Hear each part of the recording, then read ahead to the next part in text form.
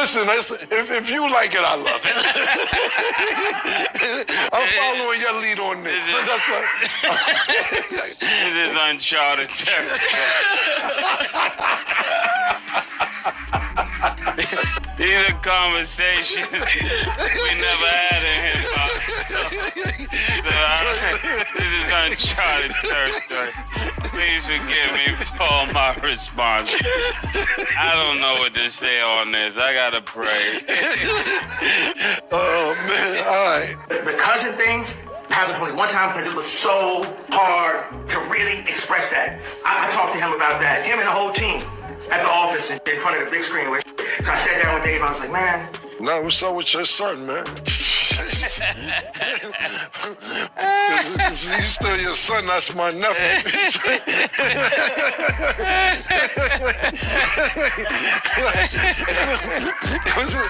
You know, that's your son, that's my nephew now. Get your son under control, man. All right, let's just pause right there. Because if the words, the cousin thing, are how your promo rollout starts, you already lost the plot. Like, sir, what genre of marketing is this? Because it's giving therapy session, not album drop. So picture this. Masse and Cameron are live on It Is What It Is, minding their Harlem business. And suddenly Kanye decides to make shock value a full-time job. And this time, he didn't just toe the line, he jumped over it, built a house, and started renting out rooms on Weird Street. Yup, Kanye's back, again. But not with sneakers, not with sermons, not even with a Sunday service remix. Nah, this time he's promoting his new project using the most confusing, uncomfortable, and low-key disturbing rollout the internet's seen all year. You're not hallucinating. This actually happened. Dude hosted what he called a private art experience, which is basically code for things too strange to post on YouTube. Models dressed like they escaped a sci-fi museum, bizarre visuals flashing like an AI fever dream, and a soundtrack that made people question if it was performance art or a midlife crisis caught in 4K. Even Ye's own fans were like, bro, we love creativity, but can we please skip the trauma this time?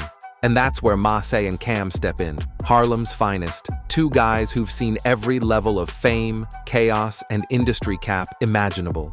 But even they couldn't keep a straight face for this one. Masse's literally praying mid-episode like, Lord, forgive me for what I'm about to say, and Cam's in the corner wheezing like, what am I even watching? This wasn't a diss, it was an exorcism through comedy. Because let's be real, only Kanye could turn a rollout into a Reddit thread titled, Is This Art or a Cry for Help? But trust me, you're not ready for how deep this goes. Because when the footage hit the internet, the real chaos began. I love to just share the story because I felt so... I was traumatized by it because it wasn't like something, you a kid, you know what I'm saying? Like, you just do what you see. And then you're told that it's wrong afterwards. And then you're told it's wrong, and then you're made to be embarrassed about what you did. And you meant, or it's like, this is who you are for the rest of your life. That shit was like blocked out of my head for like 10 years. And I knew that once that it was expressed, because I had people around me that was like, yo, take it to your grave. It's like getting over the... You ever see an uncle pull up to Thanksgiving wildin' so hard, the whole family just collectively sighs like, here he go again? That's basically what happened with Kanye. He's back in the headlines, not for a Grammy, not for Yeezys, not even for Sunday Service 2.0, but for a rollout so freaky, Mache literally had to pray before reacting. When Harlem pastors start breaking out holy oil mid-episode, you know it's bad. Cameron straight up said Kanye out here acting like he promoting his album and auditioning for a haunted house gig. That's not marketing, that's a midlife crisis in 4K HDR, and it's not like we haven't seen Ye pull stunts before. This man once sold plain white t-shirts for $120 and called it minimalist art. But now, it's like he's speed running through every controversy side quest possible. The irony? He's so good at being bad that people can't stop watching. It's like a car crash with a designer soundtrack. Disturbing, but the beats go crazy. Exactly. The internet was confused, disgusted, entertained, all in one scroll. Reddit threads read like therapy sessions. Twitter, X, was dropping memes like Kanye's album promo sponsored by American Horror Story. And TikTok had edits of Mahe clutching his pearls over trap drums. What made it hilarious, though, was that underneath the roast, Cam and Mahe were actually dropping wisdom. They weren't hating, they were diagnosing the problem. Kanye doesn't know where the line is anymore. The rollout wasn't just freaky, it was him saying, "How far can I go before my fans tap out?" And spoiler alert, even the diehards were starting to hover over that unfollow button. But that's not even the wild part, because the deeper we go into this rollout, the darker it gets. And Harlem had time that day. Yeah, what he said about you? Yeah, that's why I'm talking to you. Because I don't usually talk to niggas who once they I don't go back. I don't go back and forth once you admit you. That's just me. Well, real quick, okay. just for context, Yeah. can I read what he said? Because the audience is probably like, but what did he say? So, Ye, in a deleted tweet, he said, "How Cam say I'm doing anything bad for Chicago? Chicago loves me. I love Cam. It's like you that had me shook to release the song, but I ain't scared of y'all typing it. And thank you for making Dipset. You're a god. And you, by the way. And I got on my $2 million Dipset belt as I tweet." It might have been a phase.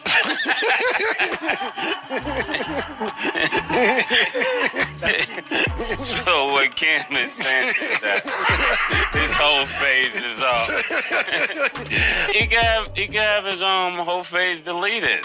Listen, That's what Drea said. no, you could delete being a hoe, what Dre said, but Dre ain't a man who's.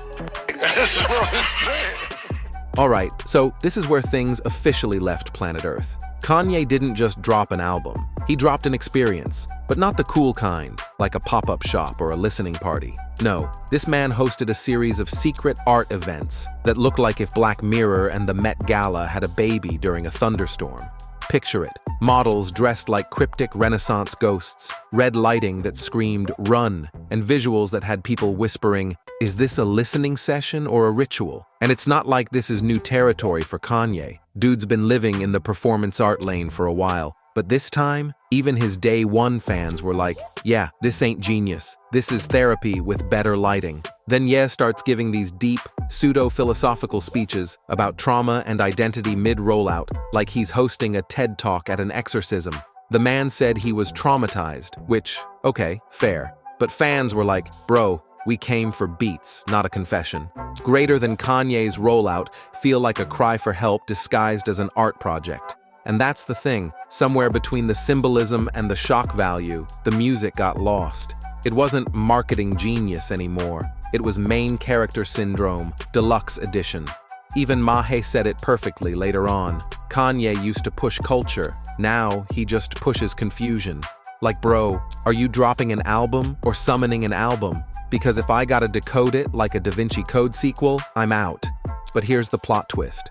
While the internet was cringing, laughing, and quote tweeting, Harlem was warming up because Masi and Cam weren't done yet. And the next part, they took Ye's whole shock marketing strategy and flipped it right back on him, live, unfiltered, and hilarious. You're not ready for what they said Put out a next. song. I'm just saying, if you put out a song and you putting out music the last 20 years, and this is the first song saying that your little cousins, and this is the reason he may be in jail, we not allowed to say nothing about that. You ain't been, you got 3, 4, 5 albums, Grammys. We ain't had no thugging on none of these other joints. Now it's that's what I'm saying.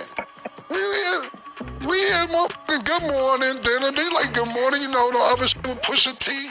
We don't hear nothing about that. So the first time you talking about you molested your little cousin, we not allowed to talk about it? Come on, bro. I gotta stop. 100 other talk about it. Same thing with other people. 100 other mention it. But when Fleetwood Cam say something, it's like you you said you all right, we didn't know that. We're talking about it. Then you said after that, all that you gay. Okay, if you gay, fine, you gay. I didn't know. You're a public figure. Not only just a public figure, you're a superstar. Or was a superstar. Well, I don't know if you was or is or what. You're going to talk about when you say you Kanye. And that's just what happened. I'm not dissing you or judging you or anything else. We just never heard that you like to do. And this is where the roast session officially went nuclear. The second that promo clip hit the internet, Harlem said bet. Matzi and Cam didn't hesitate. They came through like two uncles at the cookout who've had enough of your antics. Cameron opened with the kind of one-liner that makes your soul leave your body. Kanye out here promoting albums like he running a haunted house. Bruh, that's not even shade, that's a full eclipse. And Mace? He doubled down like the calm preacher who's about to tell the whole congregation's business. He said, "That ain't marketing. That's a midlife crisis in high definition. Tell me that's not the most accurate description of his brand in 2025. HD, high definition, high drama, high confusion. The studio was done. People off camera were crying from laughter. The comments were blowing up. TikTok was already clipping it into edits with horror music over Kanye's event footage. But behind the jokes, there was truth. That's what made it sting. Mace and Cam weren't just clowning him, they were diagnosing the downfall. They've known Kanye since the Through the Wire days, when his wildness had a point, when the ego was balanced by the message. Now, it's just chaos with better lighting. Mace looked dead serious mid-laughter and said, Kanye used to represent creativity with purpose. Now he's just confusing with profit margins. Cam added, bro went from genius to gimmick faster than a TikTok trend. And everyone nodded, because you could feel it, that shift. The artistry turned into algorithm. And honestly, they weren't lying. Every few months, Ye drops some wild stunt. New wife, new look, new rant. And every time, the timeline plays the same song. He's lost it. The irony? He knows. He feeds on it. Kanye doesn't chase hits anymore. He chases headlines. And Harlem just gave him a mirror big enough to see the mess. But here's where it gets really wild. Because after that roast, Kanye clapped back. And let's just say, it didn't help his case. At all. You're gonna want to see this next part. I can't give him no pass. I'm not going back and forth. I didn't hear all that, but We talked about it last week. I gotta walk away. He put out a record and saying he had sex with his cousin, and I'm actually trying to find the cousin. I want to interview the cousin. I'm trying to find, so anybody who knows this cousin that he's talking about and what jail he's in, we're willing to go to the jail to do the interview with the cousin who's been molested during life right now. We're actually on the hunt to find him personally at this personal moment, to find out exactly what Kanye did to him led to him being in this situation right now. Because Kanye said this is potentially why he could be doing life in jail, because he molested his younger cousin. If you gay, I like the fact that you admit that you gay. I don't like people that's in the closet and don't say they gay and they act like they straight. Just look, we in 2025, you gay. It's all good. If you like on your personal time, that's what you like to do. I can't get mad at that. That's what you like to do. Just don't hide it. Don't be around secretly with and you want to and they ain't on that. Just on something else. Just tell that. So after we play basketball and we do business, go enjoy your evening. We going to enjoy ours. Ah yes, the classic Kanye comeback. Delete the tweet, but not the drama. So after Mace and Cam cooked him live, Ye hopped on X, because of course he did, and dropped what might be the most Kanye paragraph of all time. Half love, half confusion, 100% ego. He basically said, Chicago loves me, I love Cam, I'm wearing a $2 million Dipset belt right now. Sir, we asked for a statement, not a Flex Friday. And it gets even funnier because right before deleting it, you tried to make it sound humble. Cam's a god, Dipset forever. Bro, that's not an apology, that's fan fiction with a receipt from Balenciaga. Cam and Maze read the tweet live like it was a comedy monologue. You could see Cam trying not to laugh while saying, he tweeting about Chicago, Dipset, and belts in the same breath. What sermon is this? Then Mace drops that Harlem pastor wisdom again. He's like, when you start answering jokes with jewelry, you already lost. And that's the real point. Kanye's defense wasn't even defensive. It was fashionably deflective. Instead of addressing what they said about his creativity falling off, he bragged about accessories, like he's proving the point for them in real time. It's the same pattern. You gets roasted, you tweets, you deletes, you trends, you sells. The loop never ends. And what Cameron said next might be the most savage and accurate Kanye take of 2025, because Cam didn't just joke back, he called out the entire cycle. Seemingly admits to performing sexual acts on his cousin after they saw two men kissing in an X-rated magazine when they were kids. I s***ed my cousins till I was 14. What happened at 14? Taste buds get a little stronger. Puberty starts to kick in. Your taste buds either get stronger or they change. You don't eat the same things you did when you was a kid. Kanye is so mad that Shannon Sharp took the headline. Like you admitted to y'all don't know is that in Paris wasn't about the country. I forgot. Paris was the name of a person. My cousin, I'm gonna be honest with you, I saw that headline. I said, what am I supposed to do with this information? Well, I my cousin till I was 14. Okay. I don't think you should stop. Once you get that oral fixation, you know what I'm saying? People that used to smoke cigarettes don't stop. They move on to something else. Vapes or the nicotine gum, you always gonna have that oral fixation. Let me go look at the lyrics of this. We need to get through the wire. I need to see if we missed something, man. Let me see. You ever see a genius so obsessed with proving he's still a genius that he forgets to actually be one? That's Kanye right now. A man treating controversy like it's a Costco membership. Unlimited access, no expiration. Cam hit it right on the head. He's stuck in a loop trying to shock people who stopped caring. That's one of those lines that hits harder the more you think about it. Because it's true, his whole career used to be about meaning. Now it's about memes. Remember when Kanye dressed like a robot on stage? Cool, conceptual, artistic. Now he's just dressing like a midlife crisis with sponsorships. Even Maze, the dude who literally left rap to find God, couldn't spiritualize this rollout. He said, "This ain't about art anymore. It's about ego." And that's the difference. Old Kanye challenged the system. New Kanye is the system. And he's glitching, and 4K fans on Reddit were saying stuff like, he's not selling music anymore. He's selling madness, bro marketing trauma like it's vinyl. And honestly, it's hard to argue. Kanye doesn't even drop albums now. He drops discussions. Every release feels like an episode of What Did You Do Now, featuring unpaid emotional labor from his fans. Cam's face said it all. You could see the disappointment behind the laughter, because this isn't just celebrity gossip, it's legacy decay in real time. And that's why Harlem's roast hit different. It wasn't petty, it was personal. They came up with yeah. They saw the version of him who made people believe in artistry again, not antics. So when Mace said he's selling himself more than his music, it wasn't shade, it was heartbreak. But just when everyone thought Kanye might take a step back, he doubled down and made things even weirder, because the next thing he said took this whole saga from messy to career Twilight Zone. When somebody bring up his name to you, what's your first thoughts?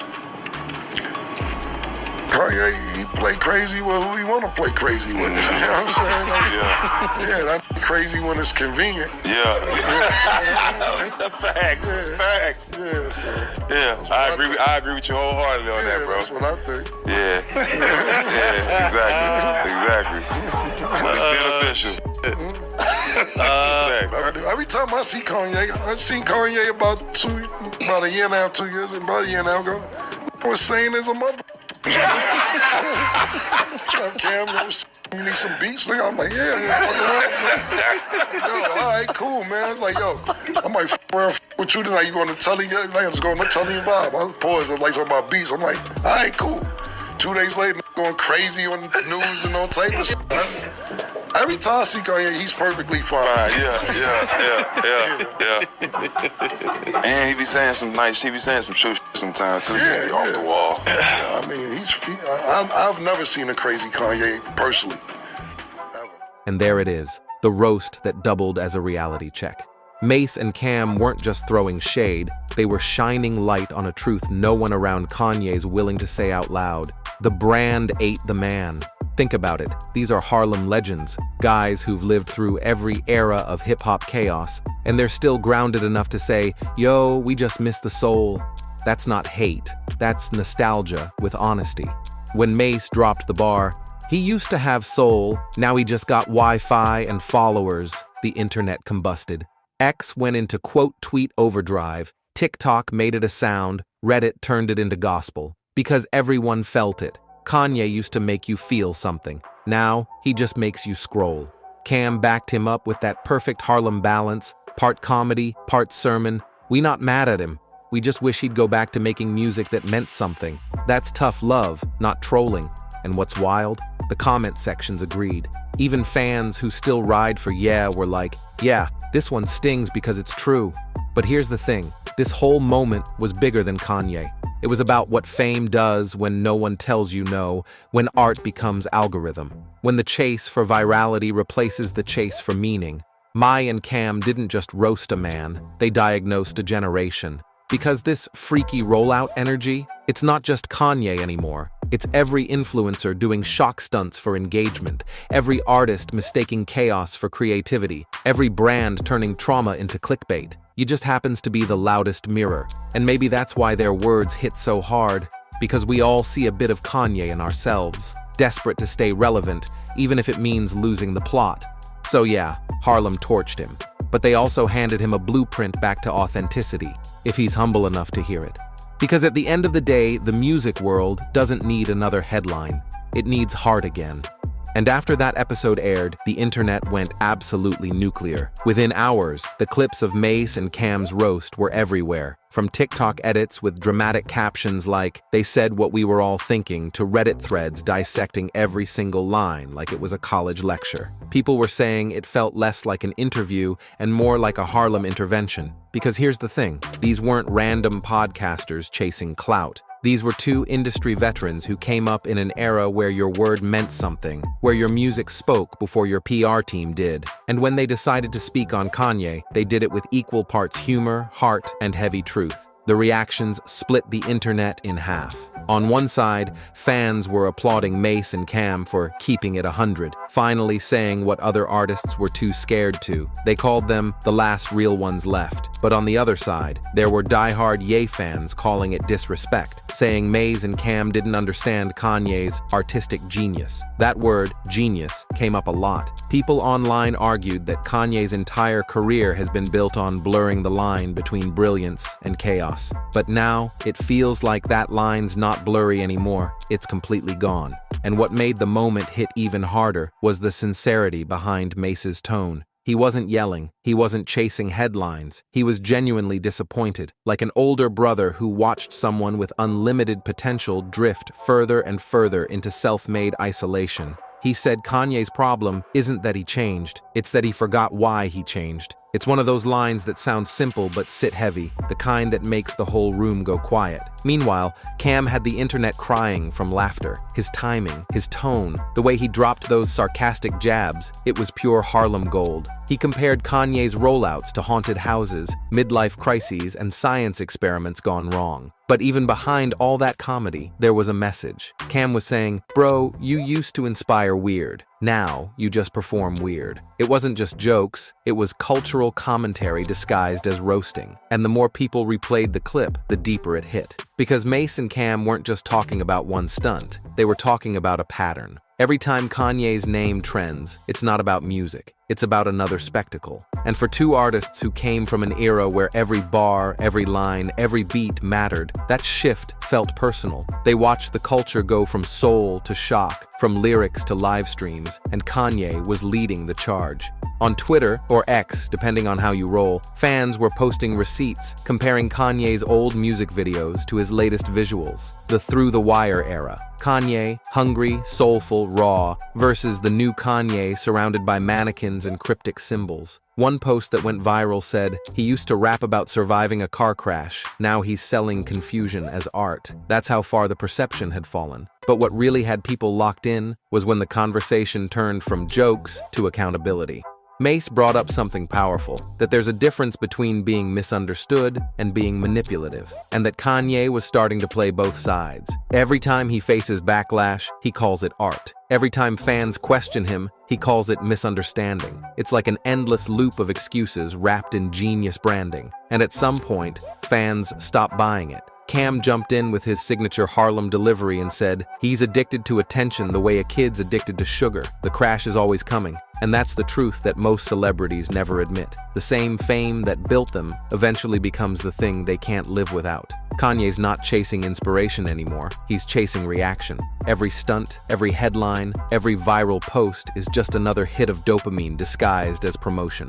And while people were laughing at the jokes, the message underneath was sobering. Because it wasn't just about one man losing touch, it was about how fame twists people who once stood for something real. Mace said it best when he told Cam, "You can't preach genius if you lost your balance." That line echoed across every reaction video, every podcast recap, every TikTok stitch. Because it didn't just apply to Kanye, it applied to the entire influencer era. We live in a time where chaos sells better than talent, and authenticity gets buried under algorithms. But even with all that heat, Mace and Cam weren't trying to cancel Ye. They were trying to reach him. Cam said it plainly, "We not mad at him. We just wish he'd go back to making music that meant something." That's not hate, that's hope. They didn't laugh at him. They laughed around him because sometimes humor is the only way to tell a hard truth without it sounding like an attack. And when it comes from people who've shared stages, studios, and history with you, that truth hits different.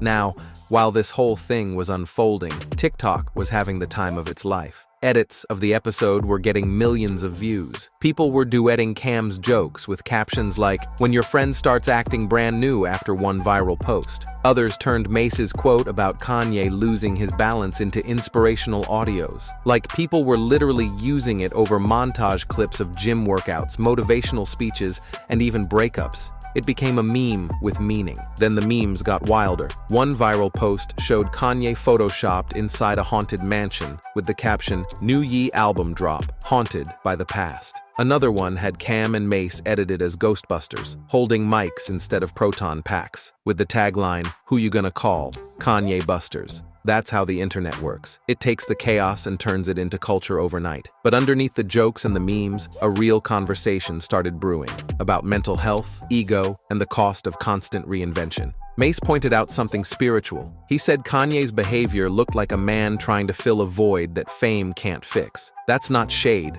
that's diagnosis. Because when your entire identity depends on being talked about, silence becomes terrifying. And that's what Kanye seems to fear the most, not being relevant. Cam followed that up with another brutal truth. You can't keep trolling your fans and expect respect.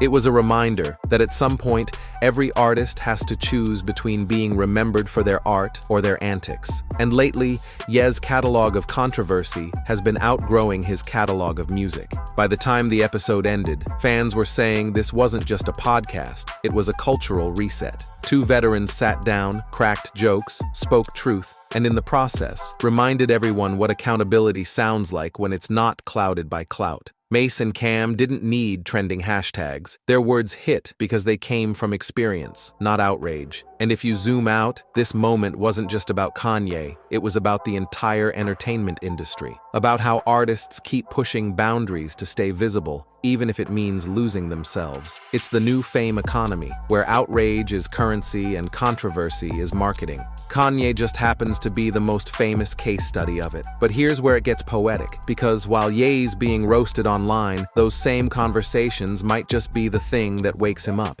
Cam even said on the show, he probably gonna watch this and make a song about us next week. And honestly, he's probably right. That's turn every critique into content. It's both his superpower and his curse. And maybe that's why this whole roast hit so hard, because behind the laughter, there's a lesson. Mace and Cam weren't mocking the man. They were mourning the musician, the one who made people feel something real before everything turned into performance art, the one who turned pain into poetry before he started turning headlines into hype. As fans kept reacting, you could see it. The nostalgia, the frustration, the love. Everyone's got a different version of Kanye they miss. Some miss the college dropout, Some miss the Yeezus rebel. Some miss the quiet creative who didn't need to explain himself every 5 minutes. But everyone agrees on one thing, they miss the soul. And maybe that's why this moment felt bigger than gossip. Because it wasn't just about a freaky promo stunt. It was about a bigger cultural burnout. The kind where even fans are tired of being manipulated into outrage.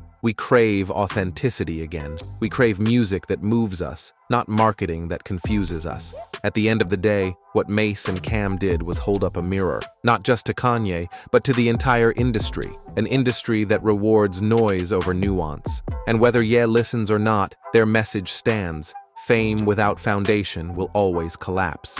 So, as the episode faded out and the music kicked in, one thing was clear. The roast might have been hilarious, but the message behind it was deadly serious. Kanye West might have built an empire on unpredictability, but even empires crumble when the chaos stops entertaining and starts exhausting. And if there's one takeaway from all this, it's that the truth will always sound like hate to those who fear accountability. Do you think Maze and Cam went too far, or were they just saying what everyone's been too scared to admit? Drop your take below. I want to see where you stand on this one. And don't go anywhere. Click the next video you see on your screen for even more juicy celebrity chaos, betrayals, and stories Hollywood doesn't want you to know. See you in the next one.